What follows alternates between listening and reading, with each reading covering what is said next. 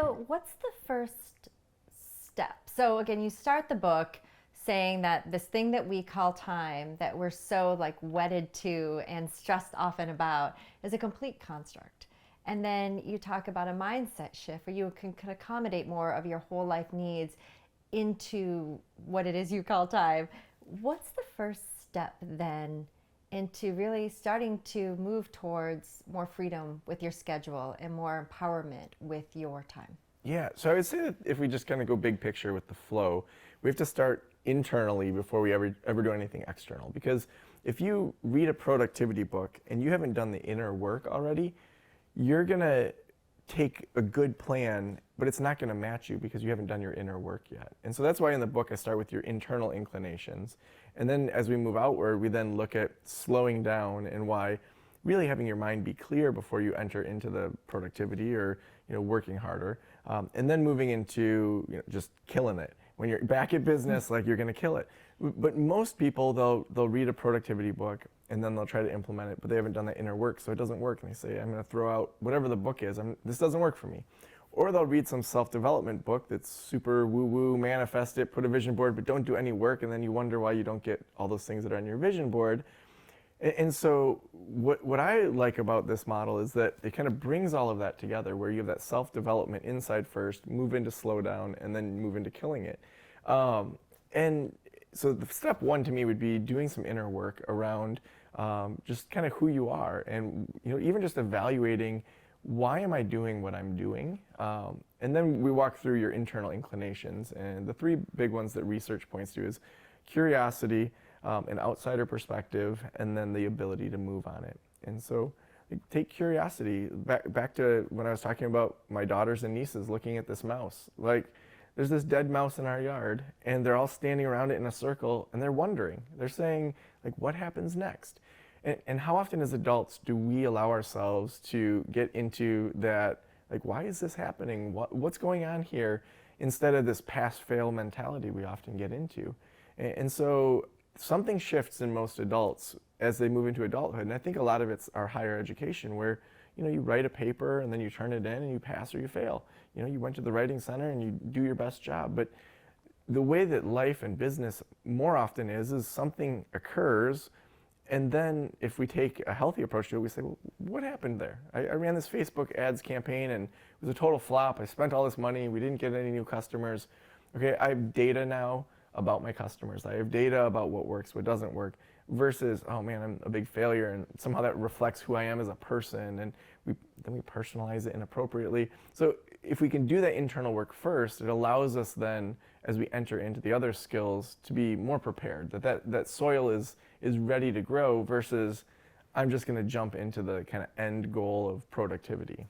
I hear you entirely, and I agree. I always love that phrase, your thoughts become your beliefs, become your behaviors.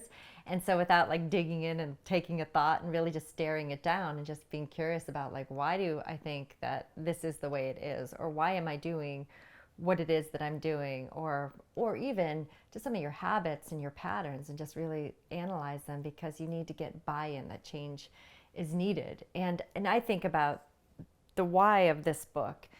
In my world is coaching. What I've talked to a lot with people now in this environment is that they have so many different unchecked behaviors that they just fell into, that they finally got a chance to examine. And they just realize, like, I don't want the sum of my days to lead to a burnt out warrior crushing it for a company, but killing myself in the process. So just kind of examining their mindset around that. So I love the inner work first. Yeah, and I mean, there's a section where I talk about how we overvalue work and undervalue fun, and how often we put so much of, whether it's our ego or our self-worth, into the work we do, which I would hope everyone has the ability to do work that they love, that they feel is contributing to the world. Like, there's nothing wrong with that. But oftentimes it's at the expense of fun and connections with family and things like that. And I remember Jay Papasan, who is one of the co-authors of The One Thing, he did a TEDx talk that I was able to see. And the big thing that stood out in that for me was, he was saying, how old are your kids? And I think at the time my kids were 8 and 4. And he said, think about how many more spring breaks you have with your kids. And it was just such a like gut punch where to really think through, okay, so my 8-year-old at the time, I might have 10 more spring breaks. You know, when she's 18, is she really going to want to hang out with me on spring break? Probably not. Probably not. Yeah, so I might have eight more spring breaks. Yeah. And just that idea of picking moments where it's like, this kid's going to grow up. I have 8 solid spring breaks left. Why would I just sit around on a spring break? And I'm not saying everyone has to like fly somewhere and do something amazing. You can do something local that doesn't cost a lot, that's epic, that's really interesting. And so I took this mindset. I took my girls on a 2-week road trip in California. And I didn't put any of this in the book because the book was like already done. And so we decided that we were going to go to Death Valley, Kings Canyon, Sequoia, Yosemite. Then we went whale watching in Monterey and did this great 2-week trip with the 3 of us. And at the beginning of it, I said to myself, I'm so sick of like parent fighting with this, 8 and 10-year-old over, or 6 and 10-year-old over food and other things. And so I said, okay, we've got some new rules for this trip. And the first rule is that we're never in so much of a hurry that one of us can't yell, pull over. Like if you see something cool, you just call pull over and the other 2 people have to deal with it. Because if there's something that you want to see that bad, let's go see it. And so it was just like chilling out the pace of a trip. I mean, trips for most families are like, we've got to get to the hotel, we've got to unpack, and it's just not worth the stress. The second rule I said to him was, you can eat anything you want whenever you want, as long as you listen to your body. And because I was just sick of the fights over, I want sugar, I don't want sugar, that parenting stuff. And then the third thing was that every night we would, I had these little donut glasses that I had bought at like the dollar store. And I said every night for 1 minute, the person with the donut glasses on gets to make everyone else dance or do whatever you want. And so it was just one little way for a moment in time to say, like this wasn't spring break, but it was like a unique trip for the 3 of us. And to just say, this is going to be different, this is going to be memorable. And I think that when we do things like that, whether it's in our social lives or in our work, that it allows us to then get a glimpse into life is meant to be enjoyable and fun and impactful. And we're supposed to help people that are oppressed, or however you view the world. It like was a glimpse into girls, like this is the kind of life that the Sanok family values. And so it's teaching them, but it's also teaching myself in saying this 2 weeks was one of the most amazing 2 weeks of my whole like fatherhood. And so now, do I want to go back and just hustle and work? No, I now have an anchor point that I can go back to and say, if I just hustle and work, I miss out on those types of experiences personally. My daughters do too.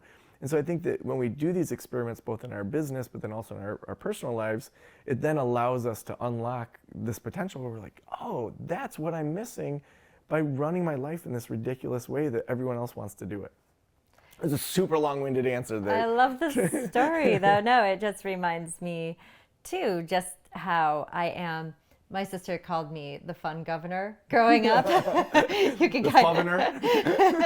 What was the name of the cruise director on the Love Boat? She also calls me that, too. I can't remember at the top of my head. Because I am. I grew up, really, my fundamental years were spent in the Marine Corps. And so going through a very, very, very structured environment and then going to work for a large corporation and now being a business owner, I do structure my life.